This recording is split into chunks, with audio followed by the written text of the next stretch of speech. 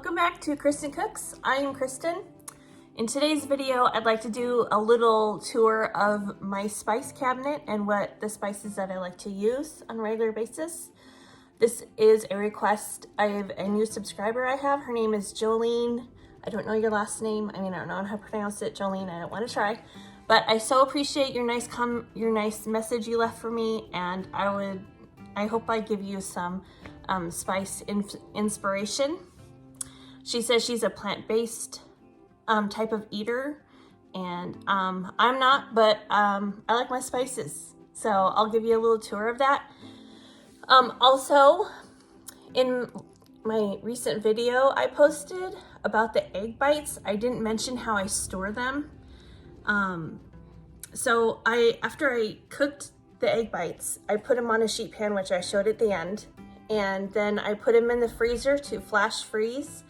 And this will keep them from sticking together when you store them in the freezer. And then you just heat them up. Look at my dog right there, oh my gosh.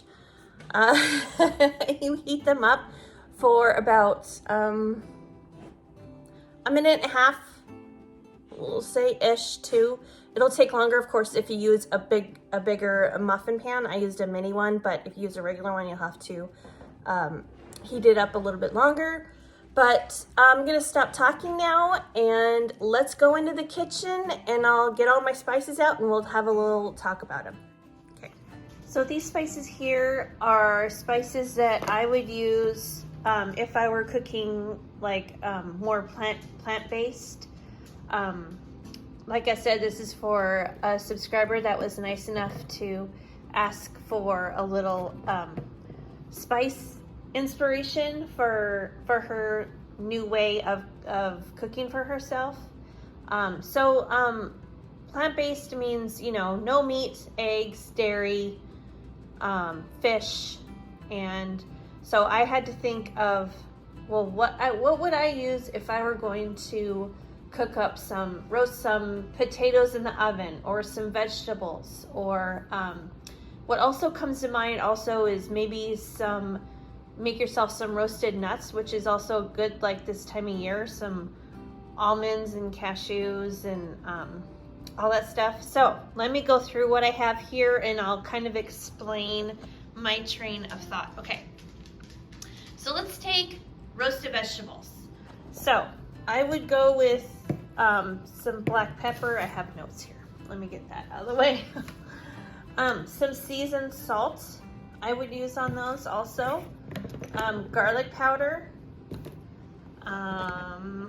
Let's see what else. Some smoked paprika for a little bit of smokiness, Some cumin I would use on roasted vegetables. Let's see, and then you need an herb. Go with thyme, I would say, and some parsley flakes. And I would go for some dillweed,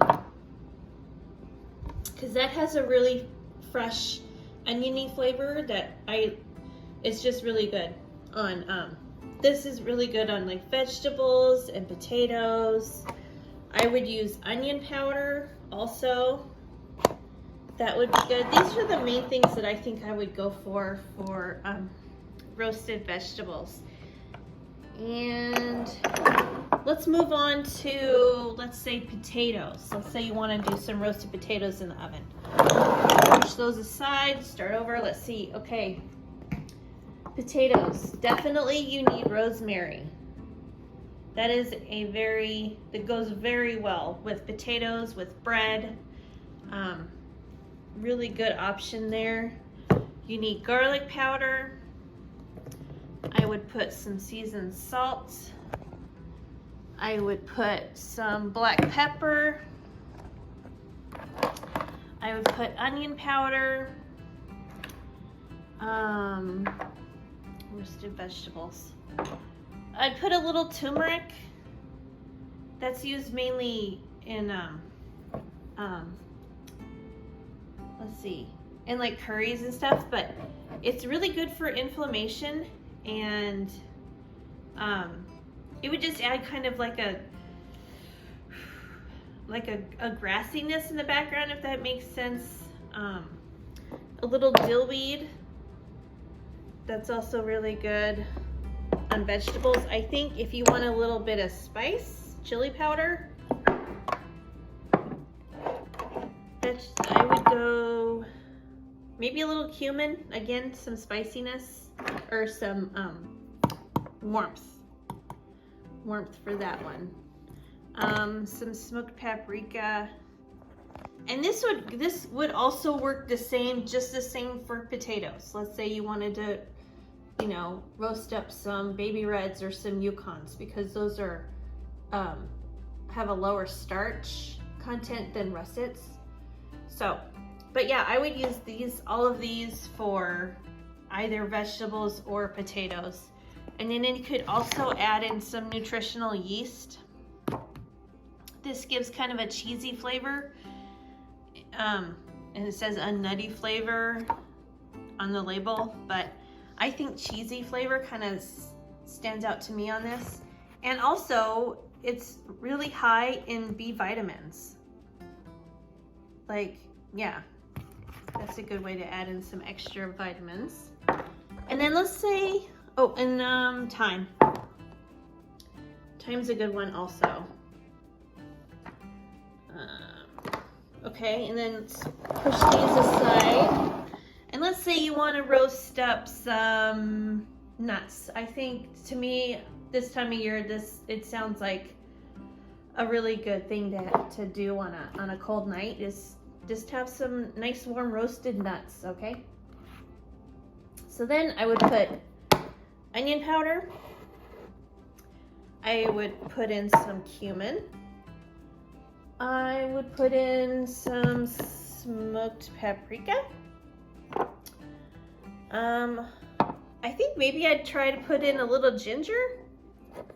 That's kind of a citrusy, spicy note in there. I love ginger. Ginger is really good.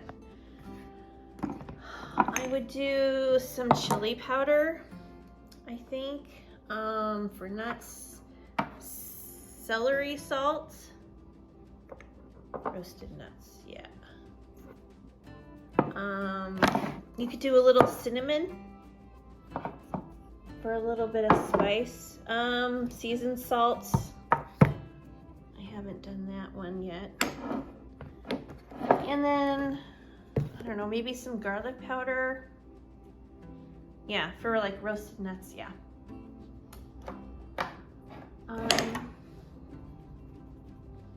Yeah. And then, yeah, I think I would just kind of stick to this for plant-based diet. It's hard for me to put myself in that mindset because, you know, I'm used to like flavoring chicken and meats and things like that. But cumin would be a good spice to have it on hand. Or let's say I like to put this in refried beans also, and whatever kind of taco seasoning you like to use too, that works really well in that. Parsley works really well with pasta. Yeah, and there's this rice seasoning. This is really good to have, like, you know, if you want to make some white rice to go as a side dish, or whatnot. Yeah. Let's see, cayenne pepper. That's always a good source of heat too. But yeah. Or let's say you wanted to make some roasted kale chips. I don't know, some garlic powder, some seasoned salt, onion powder, dill weed,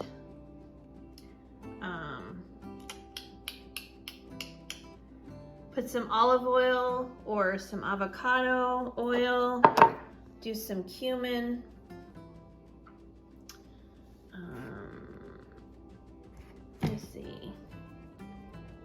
else did I do? Maybe a little chili powder if you need a little extra spice. So yeah, these are just some basic, very basic suggestions. Cinnamon is another really good one to have you could put those in like oatmeal. So many things to put cinnamon in smoothies. Let's see. What else? Pancake batter. Banana bread. For sure banana bread. But yeah, these are just things I'm just kind of coming up with off the top of my head.